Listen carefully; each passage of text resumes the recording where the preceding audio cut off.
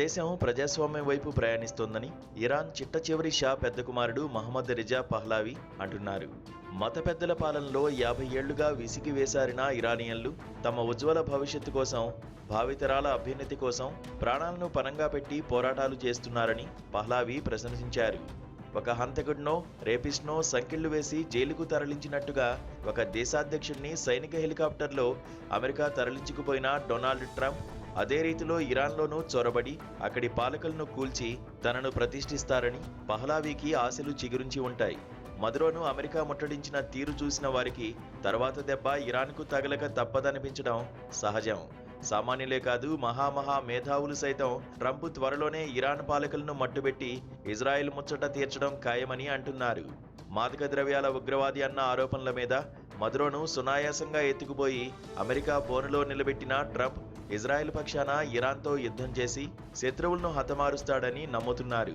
Trump దూకుడిని ఎన్నో దేశాలు ఖండించినా అంతకుమించి ఎవరూ ఏమీ చేయలేని పరిస్థితి ఉన్నప్పుడు ఇటువంటి నమ్మకాలు కలగడంలో ఆశ్చర్యమేమీ లేదు. ఇరాన్లో కరెన్సీ విలువ పడిపోయినందుకు దుకాణదారులు ఆగ్రహంతో రోడ్డు మీదకు వస్తే 10 రోజుల్లోనే అది మహోద్ధృత ప్రజా ఉద్యమంగా రూపాంతరం చెందడం వెనుక అమెరికా ప్రోద్బలము, ఆశీస్సులు ఉన్నాయని అంటారు. గతంలో ఇలాంటి ఆందోళనలు రేగిన ఇరాన్ పాలకులు వాటిని సునాయాసంగా అణచివేశారు. కానీ ఇప్పుడు దేశంలో సగానికి పైగా ప్రావిన్సులకు విస్తరించిన నిరసనలు ఇటీవలి కాలంలో చూడనివని, నియంత్రించడం కష్టమని వార్తలు వస్తున్నాయి.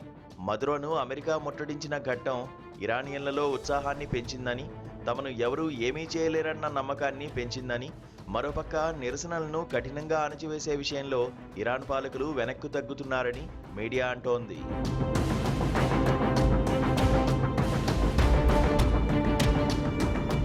నిరసనకారుల మీద బలప్రయోగం వద్దు అన్న ఇరాన్ అధ్యక్షుడి ఆదేశాల వెనుక వారి జోలికి వస్తే ఊరుకునేది లేదని, బరిలోకి దిగుతానని ట్రంప్ చేసిన హెచ్చరిక పనిచేసిందని కొందరి నమ్మకం. వందలాది అరెస్టులు జరిగిపోయి 35 మంది ప్రాణాలు పోయిన నేపథ్యంలో అధ్యక్షుడు మసూద్ షెజిష్కియాన్ శాంతియుతంగా నిరసిస్తున్న వారి జోలికి పోకండని తన బలగాలకు ఓ మాట చెప్పడం కూడా ఇప్పుడు ట్రంప్ ఖాతాలోకే పోతోంది.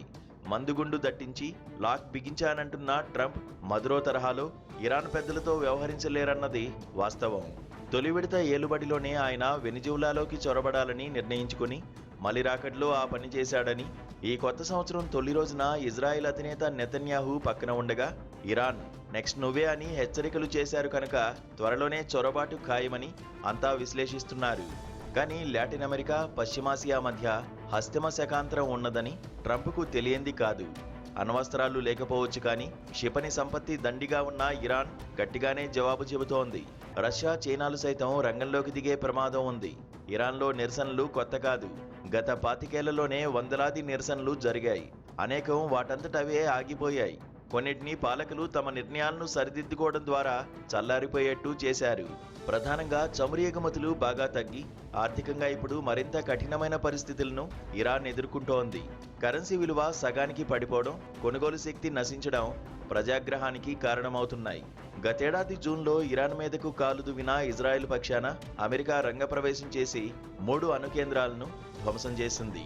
12 రోజుల ఆ యుద్ధంలో పైచేయి ఎవరిదన్న ప్రశ్న అటుంచితే ఈ కొత్త సంవత్సరంలో ఇరాన్ జోలికి అమెరికా పోయిన పక్షంలో అది సరిహద్దులకే పరిమితం కాబోదని ప్రపంచాన్ని ప్రమాదంలోకి నెట్టేస్తుందన్నది వాస్తవం.